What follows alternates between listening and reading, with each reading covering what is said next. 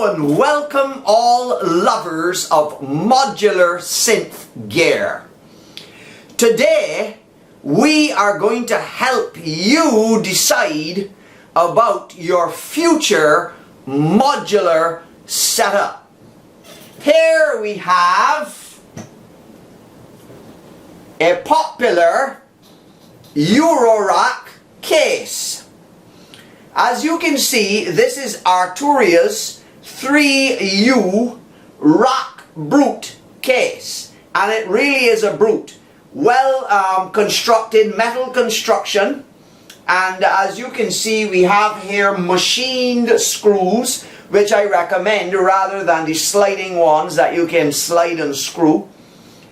These are carefully machined and should fit all your modules. The tooling is very exact in modular, and we rarely have a problem fitting modules into a case, particularly a case of this quality. The power supply is also very robust, doesn't take up too many of your HPs here at the end. And as you can see, I have the wonderful Eventide Euro DDL at the end. And within the next month or two, this case is going to be full, and you're going to be looking forward to many of these videos.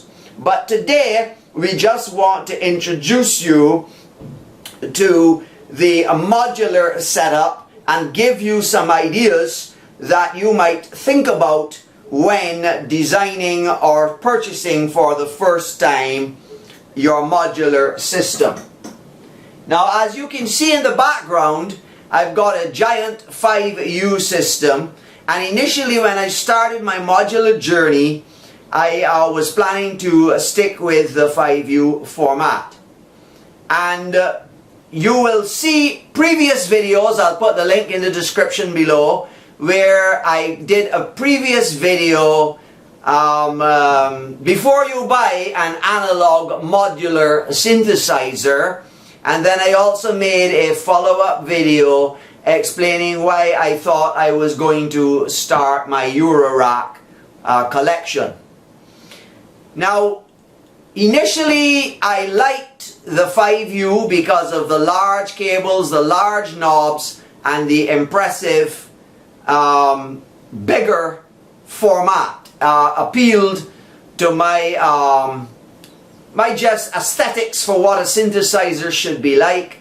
Of course, unscrewing and changing around the modules is no problem. One benefit of the modular synthesizer, to offset the enormous investment that it eventually becomes, is the fact that you don't have to spend all the money one time.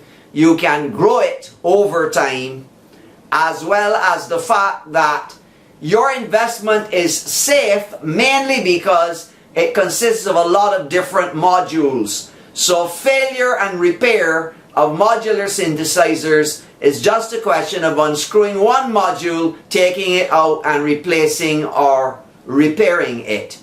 That's a big plus over complex instruments that cost a tremendous bomb.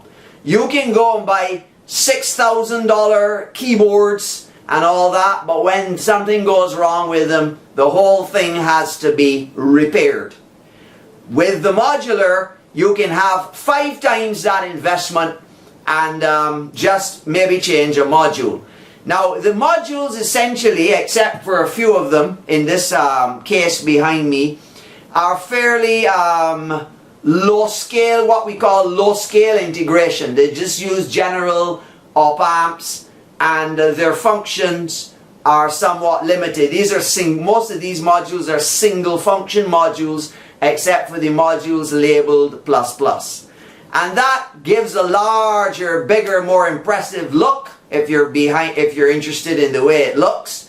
But it also means that the individual modules themselves are not that costly, and that may be quite adequate for many of you.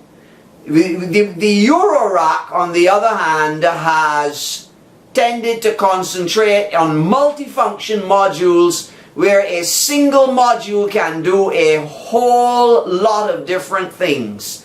And therefore you would think that you might be able to produce much more elaborate sounding patches with say 7 modules on a Eurorack than you could with 7 modules on a large format synthesizer, and you would be correct.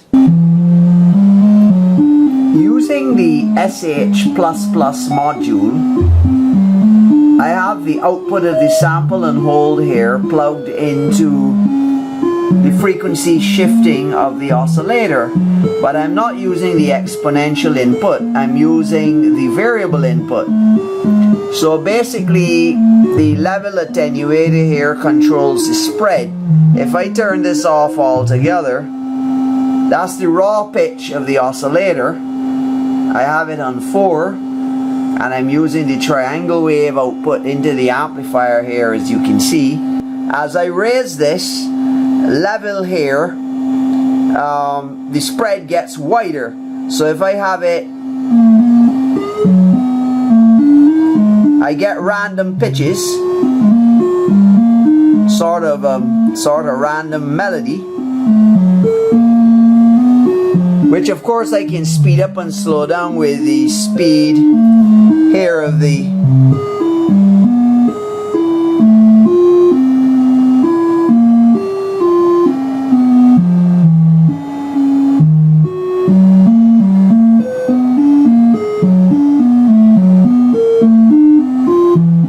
and if I increase the level here, then it pushes it to extremes. You get higher pitches and lower pitches. See, they're going higher as well as lower.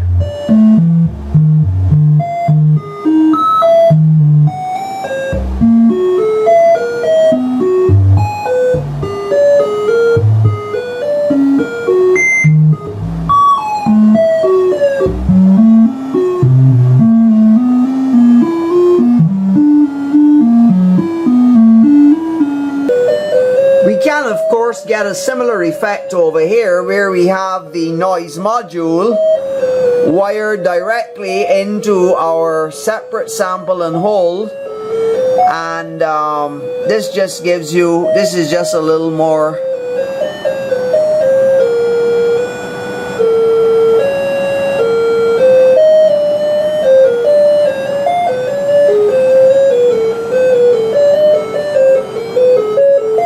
so we have several ways to get it.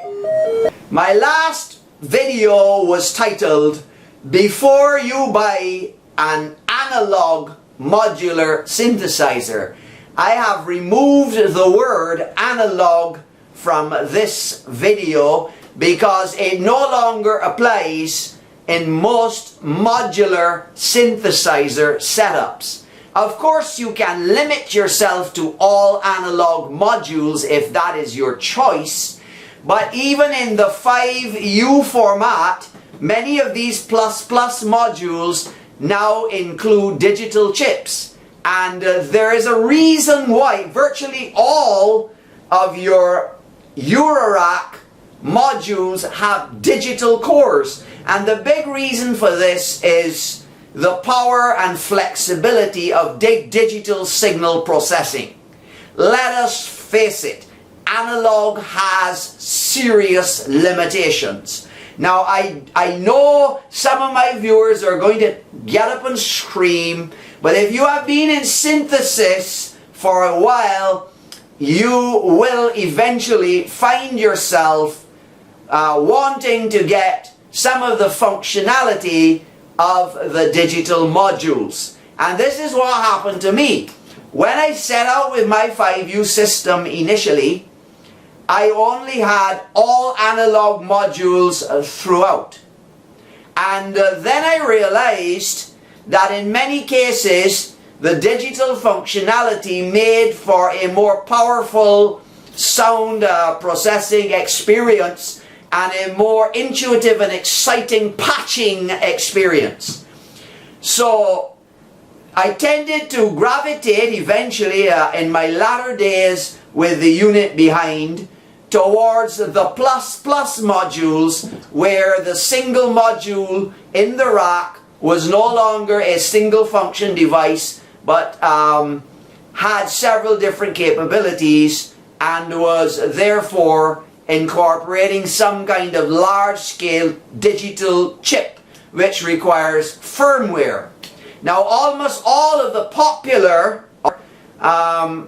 modules that are in the top 100 on Eurorack have some kind of digital functionality. There are a few all analog modules like filters and so, but the very popular marbles, for example, and Platts, which is a digital oscillator by Mutable Instruments, and if you've just gone on Modular Grid and Google top modules and seen how many of the top modules, not only in terms of functionality rated by users, but also in terms of number of people that have those modules in their rack on Modular Grid, you will realize that we can no longer say analog modular synthesizer. At the best, we would have to say hybrid synthesizer, and let us just drop this analog digital argument which does not belong. See my other video in the description about analog versus digital battles. But let us be bold and let us say that modular synthesis in 2021 is an experience out of this world. You have a tremendous range of modules, particularly in the Eurorack format, which has become the most popular. The popularity has forced many more manufacturers to experiment. And this was the reason why I bought my Euro DDL delay by Eventide. Eventide is a good a company that has been making delays and digital effects for a long time. And there was a 5U version of that, but not from Eventide. In a desperate attempt to keep the 5U people happy, a company had taken Eventide's Euro module, had put it in that format, the 5U format. So they had bought a large number of these Eventides, and they had taken them out of the case and repackaged them to run with the normal header that we have in the 5U, and to interface with the faceplate and directly function as a 5U module. Now here's the rub. Here's the rub. Something like that is going to cost far more than buying the original module that the manufacturers made. Many of the 5U models, 5U modules that are seriously sought after are in fact expensive and limited in production, because there's simply not a big market for them. Whereas in the Eurorack, if somebody comes up with a Eurorack module that's a hit, then their sales are guaranteed for years, and their price is going to be better, and their availability is going to be better. Now I want to say a big thank you to all the guys in the modular world who helped me on the forums and in the inquiries I made, and even in shipping to Barbados, modules that were very difficult to get. I particularly am fond of the original analog phaser here that I have in my 5U, which is basically the only module I have in this setup that doesn't come from synthesizers.com.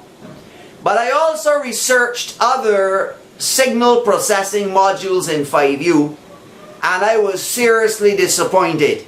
And as I said, the big tipping point for me was when I decided to get a Eurorack case just so that I could get my Euro DDL module.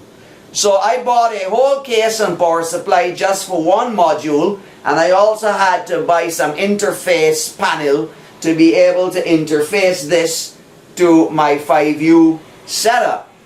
So this case here, this lovely case, sat empty for quite a while, because I was trying to psych myself up to getting a full Eurorack setup, which is another costly investment. So at this point in time of my experience, I would advise you to go the Eurorack route. The Eurorack is going to be your biggest success story, even though it looks costlier to get involved in. As I said, the individual module prices will be higher in most cases, but the modules themselves will be capable of a lot more. So there's a good density. The other reason for going Eurorack is portability. You just throw this into a little case and travel with it. So a small Eurorack setup is the thing to get if you plan to make live music with your modular. Not something humongous like this. Many people toured in the early days when this was all there was with these. Keith Emerson had to have trucks to travel with his huge Moog. In order to have a separate system, basically, I need to invest in basic stuff. I already had to buy a case with a power supply. I will now need to buy things like mixers and multiples. Just basic modules so that I will have a full featured synth in its own right in one case. If you start that way and you can get over the initial cost of buying those things that you must have, basically the case, the power supply, the mults and the mixers, the main thing you have to avoid is plugging the plugs into the power strip. Let me take a look at it there. Those connectors on the backbone there, you can put them in the wrong way, and the last thing you want to do is destroy your new module by plugging your ribbon cable in the wrong way. So make sure you get that right. There's other videos floating around that will help you, but I will make one when the time comes as well. Of course, many people build their own cases and maybe even their own power supplies. That will be a topic for another video if you're trying to save money. But I would just pass on to you at this point in time that unless you have a machine shop already, or unless you are properly tooled for electronics, you do not save money by DIY. DIY is a hobby in itself, but it only makes sense if you are a handyman, already have tools and equipment. So if you now decide that you want to do DIY and you now today go out and buy the tools and the things that you would need to do DIY and get a workbench and a microscope or whatever it is to work on the fine circuits, you are going to spend a whole heap more money. And we look forward, as always, to seeing you soon again in the next video.